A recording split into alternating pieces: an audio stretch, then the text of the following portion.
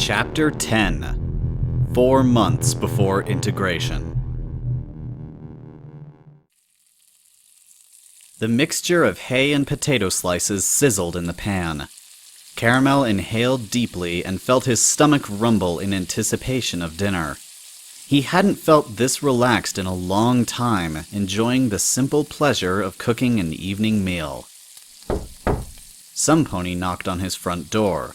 That was odd. He wasn't expecting any visitors.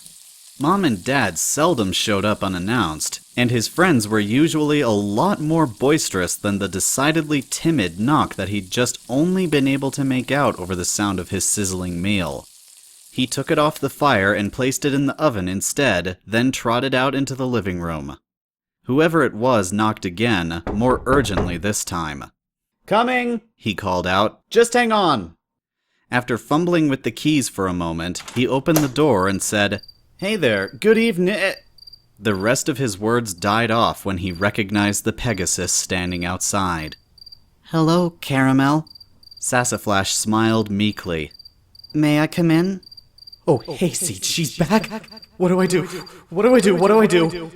He recoiled in a panic from the storm roiling up from within. It was about 7 weeks since he last saw her in the attack on Canterlot, and about 2 since he'd finally come to accept that he was never going to see her again. He remembered curling up in his bed like a madmare with a mental breakdown, struggling to come to terms with the fact that their relationship had been nothing more than what Twilight Sparkle called a changeling's natural feeding routine in her seminars. He'd only recently been able to push her out of his mind. Why come back now, of all times? His hind legs met some resistance, and he yelped when he found himself tripping over the coffee table. He landed on his haunches and stared as Sash let herself in and discreetly shut the door. Oh no! He knew that he should be calling for help. Guard patrols were now commonplace. A simple shout would bring a troop of them over in moments. She was definitely a changeling. They'd done a full census recently, and Sassaflash was amongst the group of ponies whose identities were totally made up. They were all either currently missing or already captured by the Royal Guards. There was no record of a Sassaflash having lived anywhere. Shining Armor had made sure of that. Come on, just shout and they'll take it away! Do it! But he couldn't. Now that she was here, he couldn't help but cling to the hope that maybe Sassaflash was real after all. That any second now, a couple of guards would trot in after her to announce that she'd been rescued from whatever place the doppelganger had hidden her in. That she really was the pony that he'd grown up with. That she'd only been captured sometime during the wedding, and that he hadn't spent most of his life with a fake. Nothing of the sort happened. Instead, the turquoise Pegasus that was supposed to be Sassaflash simply sighed and said, "I'm sorry." What? "I'm sorry for not telling you the truth." About what? He wanted to hear it specifically. No more doubts or second guesses. Sash swallowed. Green flames ignited at her hooves, then seared their way upwards. They left her legs black, hard and holy as they went up, and eventually left her eyes blue throughout, along with a curved horn, translucent wings, and a fin-like crest in place of her mane. She shifted nervously in her new form. "I'm really not a pony, but I think you figured that out already. I just want you to know that there isn't anyone named Sassaflash locked away somewhere. I made the name up and pretended to be a Pegasus 16 years ago." Caramel slumped. Guess it was too much to hope for. Then he stared at the changeling. "So why are you telling me this?" "I felt that I owed it to you, after all we've been through. This is what I really look like." Her voice had gone all raspy. He frowned. "Is that supposed to make me feel better? Because I don't think it's working." The changeling sighed and took a step forward. Caramel tensed and took a deep breath, ready to shout if she decided to attack. She froze and said, "Caramel, please don't scream. I'm only going to sit on the floor in front of you, that's all. She took another step forward and made a vague gesture with her hoof. If you'd give me permission, that is. He nodded slowly, then belatedly thought, Not a smart move. And I don't scream, he added indignantly. You did when you got your hoof stuck under Big Mac's plow, she said as she casually sat on her haunches in front of him. That doesn't count. It's a freaking plow and he was still pulling it, he protested. Wait, how did you know that? The changeling's brows shifted, giving the impression that she was rolling her eyes. It was hard to tell when she had no pupils. I was there, duh. Fine. Caramel crossed his forelegs and grumbled. So, was there something else you wanted to tell me? She paused for a few moments, thinking. As the seconds ticked by, Caramel noticed that her posture was exactly the same as Sash's, right down to the way she tapped her hoof on the floor absent-mindedly whenever she was thinking. Eventually, she sighed and tentatively placed a hoof on his, saying, There's no way for me to say this without sounding like a bad romance story, so I'll just say it. Yes, I'm a changeling through and through. I picked you as my target when we were in school, and I pretended to want to be your friend. I planned... Seriously, this really isn't making me feel better, he interjected with a shake of his head, sliding his hoof away. Wait, just hear me out, she pleaded. Caramel wanted to just get up and tell her to leave, but he couldn't. Am I under a spell? He'd seen what the Queen thing had done to Shining Armor, but Sash sounded really sorry. And she wasn't using her disguise. It would have been so much easier for her to just pretend to be the real Sassaflash after escaping from a bug nest or something.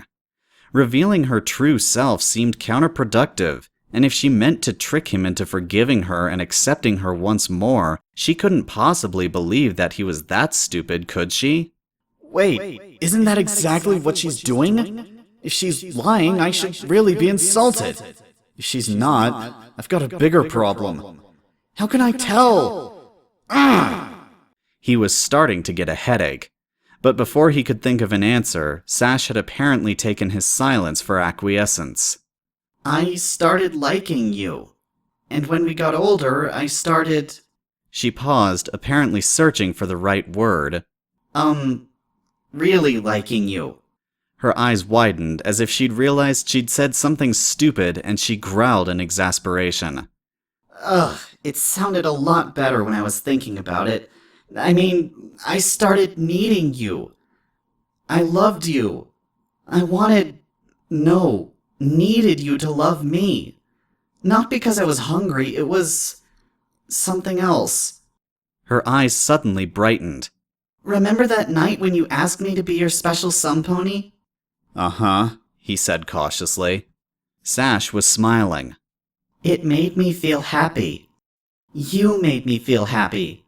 I knew you already had feelings for me, but when you said it freely, I just felt like I wanted to make you happy and be with you for the rest of my life. I would fight to protect you. She suddenly stopped, drew in a deep breath, and sighed. Her smile disappeared. You know, for somebody who feeds on love, I don't know very much about it. I can't even describe it properly. I can only say that what I felt was real. And I wanted to know that you loved me for who I was.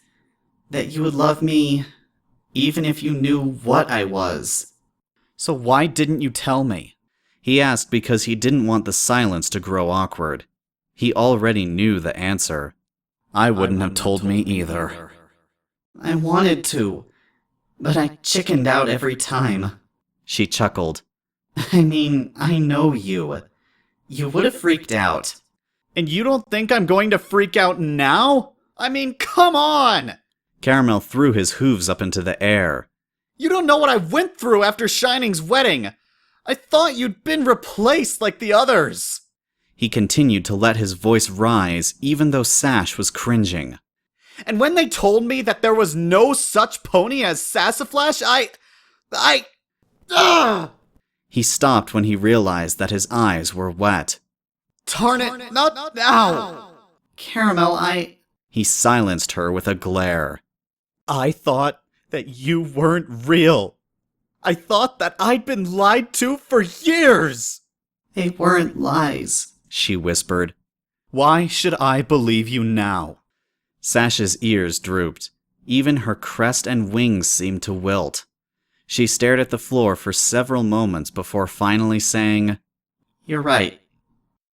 You shouldn't. What? He stared at her. We can't be a couple. It was stupid and selfish of me to come back. She grimaced and made a frustrated noise. I'm sorry. I shouldn't have come here to stir up your feelings again. I told myself that I owed you the truth, but now I see that it was because I was just... She suddenly got up and shuffled towards the door. I'll just be going now. In spite of himself, Caramel rose and said, Where? Home. Queen Chrysalis has gotten everyone organized again. Our orders are to go back to the hive.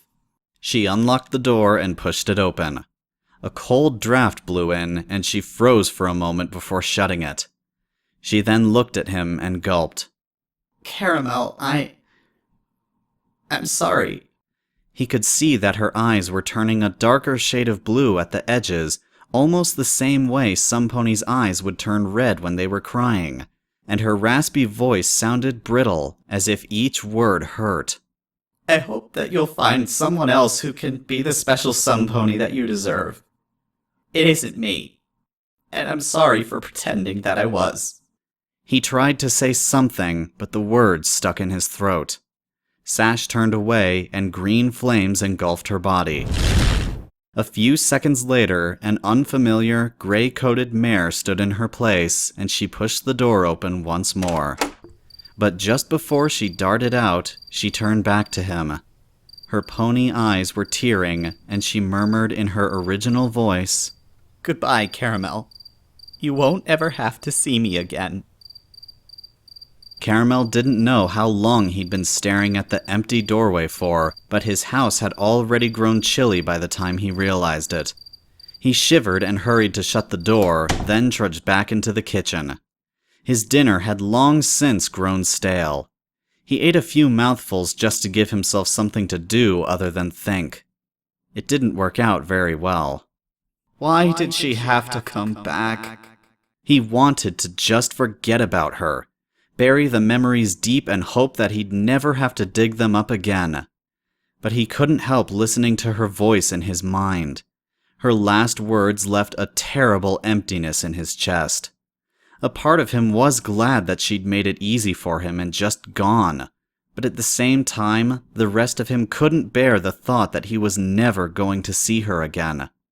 It was like being tied to two trains going in opposite directions. Was Sash telling the truth? Technically, their relationship could have been genuine on both sides. He just hadn't been informed of her other qualities. If her feelings were false, then why had she sided with him during the Canterlot invasion? She had fought her own kind to keep him from getting caught. And she probably could have just taken the easy way and taken control of his mind just as the Queen had done to Shining. Her actions currently leaned towards her telling the truth, and he was pretty sure that he was thinking rationally at the moment. Caramel suddenly realized that he was sitting on his haunches, slowly rocking back and forth and fiddling with his tail. Is this how you become a crazy pony? He released his tail and snorted derisively, then got onto his hooves and headed towards his room without even bothering to tidy up the kitchen or get himself cleaned up. He simply flopped onto the bed and lay still, wishing that things could just go back to the way they were before the invasion. But deep down, he knew that was just wishful thinking. He was only dimly aware of the wetness on his pillow just before sleep took him. 13 days before integration. Caramel could see Stickle at the far end of the cavern, desperately dashing towards him as fast as his little legs could go. His eyes were wide with fear as the ground trembled. There was a quarry not far behind him. Faster! He shouted. He tried to gallop towards his little brother, but for some reason his legs felt like they were knee-deep in sticky mud. Each step was ponderously slow. Stickle spared a glance back and let loose a short, sharp screech of fear when the monster snapped its massive jaws. Caramel's heart nearly stopped when the quarry's teeth came together at the spot where Stickle had been a second ago. He dodged the bite, but the quarry was relentless. No matter how much he wove between and around the stalagmites on the floor, the massive creature simply bulldozed through them as if they were little more than cardboard. Help me! Stickle cried. What's wrong with me? Caramel snarled in frustration as he struggled to get his legs to move faster than a slow trot. There was no way he was going to reach Stickle in time. Desperately, he whipped his head around, scanning the darkness in the cavern for someone, anyone who could help. Meanwhile, the quarry was gaining on the nymph. A squeal of fright reminded him that time was running out. He had to... Wait! Something on the edge of his vision caught his eye. He turned and saw a dark figure lurking in the shadows nearby. It was lankier than the typical pony, and its eyes seemed to have a soft, white glow. He paused to wave at the stranger, then pointed his hoof at Stickle and shouted, Please help him! I can't get to him in time! The shadowy pony didn't comply. It was a she, merely turned her head and gazed on as Stickle dodged another lunge from the quarry. Caramel felt a fire blaze to life in his chest at the pony's nonchalant attitude. Somepony's life was in danger, and she was simply going to watch? What the hey is wrong with you? Do something! He shouted, half in desperation, half in anger. The pony still didn't move. But then, Caramel heard a buzzing sound coming from behind. He had barely turned his head around when something dark streaked past him like a giant dragonfly. It took him a moment to realize who it was. Rax! He tried to catch up, but was still hindered by some unseen force. He could only watch as his friend flew in close and snatched Stickle up with his forehooves and spiraled upwards into the empty space of the massive cavern. The quarry reared up like an angry snake and snapped at them, but they were already far out of its reach. It let loose a roar that shook the cavern, sending clouds of dust raining down as Rax and Stickle disappeared up a shaft in the ceiling. After watching the shaft for a while in silence, the quarry curled and rammed its head into the ground, creating an explosion of rock and dirt as it burrowed straight down. A moment later, there was nothing but a gaping hole in the earth. The cavern was empty, dark, and silent. Caramel sat on his haunches and sighed. That was close. A buzzing sound alerted him to the presence of another changeling, and he looked up just in time to see Rax land on all fours next to him. He was about to thank him for saving Stickle when his friend suddenly punched his shoulder. It wasn't that hard, but it wasn't a friendly one either. You were taking your sweet time back there, Rax growled. Sorry, Caramel looked down at his legs and shook his head. I don't know what's wrong with me. I couldn't move. Rax had a scornful grin on his face. Scared of a little eel? Caramel felt the denial right on the tip of his tongue, but stopped short. He was scared. Those quarry eels were dangerous, with all those sharp fangs and a massive yet fast body that could easily crush a pony in its path. Yes, I am scared, he admitted. I remember... Remember what? Caramel frowned and peered at Rax. His friend looked perfectly fine. But I thought you were... An ill kind of coldness came over him, and he suddenly didn't want to finish that sentence. Rax raised a brow. What? Caramel looked at the ground and rubbed the back of his head. All he remembered was a sickening crunch and... Something plopped on the ground in front of him. It was a dark spatter of blue, and a pit opened up in his stomach. Slowly, he raised his eyes, and a shiver ran through him.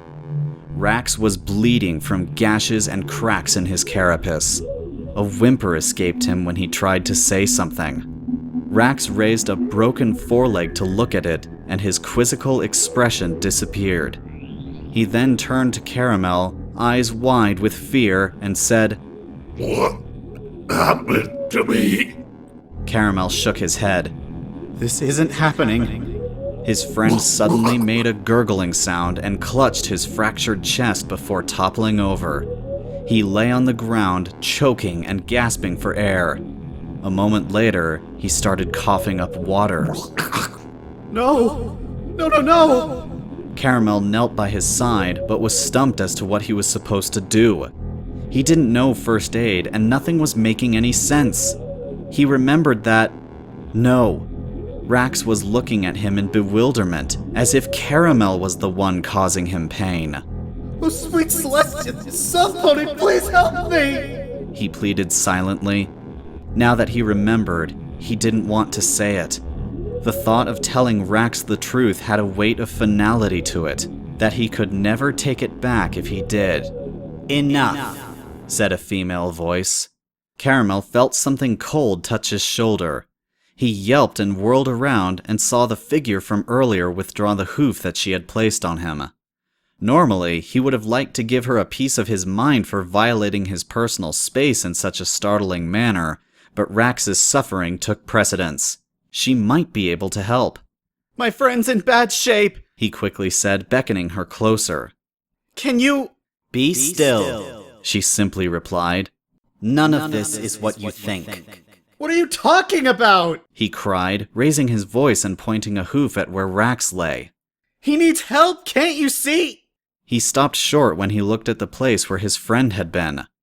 Rax was gone. What in the world? But... where is... Caramel found his words trailing off. He scanned his surroundings and saw that the cavern had been replaced by a seemingly limitless expanse of darkness, with only a room-sized circle of rocky ground that was lit by some unseen source of light. There were no other discernible features aside from the mare standing in front of him. She was enshrouded in what looked like a seething cloud of shadow, but as he stared, the dark wisps receded, revealing a tall, graceful body that was a dark blue in color. Eventually, the shadows shrank and warped until they were a purplish blue, dotted with tiny specks of light, waving in the air where her mane and tail were supposed to be. It's you. I'm dreaming again, he murmured. Then, after a few seconds, he thought, Oh no, it's Princess Luna. I fell asleep. Panic rose in his chest as he remembered that he'd been avoiding her for days since leeching on his pony friends. A dozen scenarios played in his mind. Each punishment was more terrifying than the last. He flicked his eyes about, searching for an escape route, but there was nothing but sheer darkness around them. Maybe I could hide in that? It was worth a shot. He quickly twisted around and broke into a gallop, hearing the pounding of his hooves and his heart as he fled. After a moment, he risked a glance back and yelped in fright when he saw the Princess of the Night barely a tail length behind him. She was standing completely still. He looked down and yelped again when he saw that, although he was galloping like crazy, he somehow wasn't moving an inch. Calm yourself and show some courage, Princess Luna intoned. It wasn't a shout, but it was far louder than any that he'd ever heard. He froze and toppled to the ground, and then tried to scoot away backwards on his haunches when she took a step towards him. I'm sorry. Please don't turn me into a two-headed owl, he blurted in a voice that had gone a little high-pitched. Princess Luna frowned and tilted her head slightly. Her surprise was enough to shake him out of his panicked state. I have no idea where that came from. Blushing a little from the ridiculous remark, he tried to recover a little dignity by getting back onto all fours. You are Caramel, are you not? She asked. Yeah, that's me. Her frown only deepened. It didn't take long for the silence to grow awkward. She was studying him as if he were a particularly interesting sculpture or something. Or bug. He didn't like getting that sort of attention, but stood still and remained silent because she was a princess. The last thing he wanted was to make her mad when he suspected that she already had plenty of reason to be. Guilt and apprehension welled up when he realized that his feeding on the emotions of ponies wasn't the only thing that could get him into trouble. It was also partly his fault that Rax had, he swallowed, been lost. Would she care about something like that? Or would she just shrug it off because his friend was a changeling? He suddenly didn't want to keep silent anymore. He had to know. He had to know if she thought so little of them. Maybe this was his chance to help smooth things over between ponies and changelings. Or at the very least, and he felt another pang of guilt for such a selfish thought, she might be able to help get him out of the hive. Everything had gone so wrong. But before he could say anything, she pointed a hoof at him and said, "Speak again, please. It is difficult to understand you." What do you want me to say? He asked nervously. He did not like her stern expression. In equestrian, Caramel, if it even is you. But I am speaking... He stopped as he listened to his own voice. He knew what he was saying, but the sounds were all wrong. There was too much clicking and chirping and rasping. No, this isn't right, he muttered. His words were all messed up. Without thinking, he'd scratched the back of his head in puzzlement, but the rough edge of his hoof startled him. That felt wrong. He brought it to the front and felt his heart rate climb when he saw that his foreleg was black and riddled with holes. He craned his neck around and found a pair of translucent, blue wings on his back. He bit his lip and felt his fangs. Everything's wrong. No, he muttered. Not this much. It's too far. Meanwhile, the princess's expression had softened somewhat. She still seemed a little confused, but her sternness had been replaced by concern? Pity? There wasn't a trace of coat left on his body, and he could feel the jagged horn poking out of his forehead as a sure sign of his guilt. His blood ran cold when he looked at his flanks and found them completely bare. He had no cutie mark. He had crossed a line that no pony was meant to cross. He took a step towards Princess Luna, averting his eyes and keeping his head low in what he hoped was a submissive manner. Please, make it stop, he pleaded. I don't want to be a changeling. I want to go home. I'm sorry I left. Princess Luna did not retreat or attack as he had feared, but she did not appear to have understood him either. She looked as if he had spoken Zebrakin or some other obscure language. Or Vespid, his brain finally supplied. He groaned and hung his head, but looking at the ground suddenly gave him an idea. Hang on, give me a second, he said, lifting a hoof to forestall any further suspicion. Hurriedly, he dug his hoof into the ground and found to his relief that it was soft enough to trace words on. His hopes lifted, only to come crashing back down after he'd drawn a curved line and two straight ones. He was stumped. He couldn't remember the alphabet. This time, his groan was more out of frustration than anything else. Oh, Hayseed, what's wrong with me? He tried writing again, but only came up with more gibberish. He turned to the princess, raising a hoof in a silent plea for help. She had grown wary. When she spoke, there was a hint of steel in her voice. I will keep my questions simple. Just nod or shake your head. She paused for a moment as if to gather her thoughts, then asked, Are you Caramel? He shook his head. Wait, no! He tried to nod, but his body simply refused to perform the right action. I see. Princess Luna's voice was neutral, but her expression was clearly drifting to the suspicious side. Are you deliberately lying to me? Caramel nodded vigorously. What? He grabbed his head with both hooves and groaned. If he had any hair left, he would have torn it out. He couldn't believe it. His whole body was betraying him. No, I'm not lying to you! He cried out. Oh, Hasty, I don't know, Ugh! He knelt before her. Please, help me!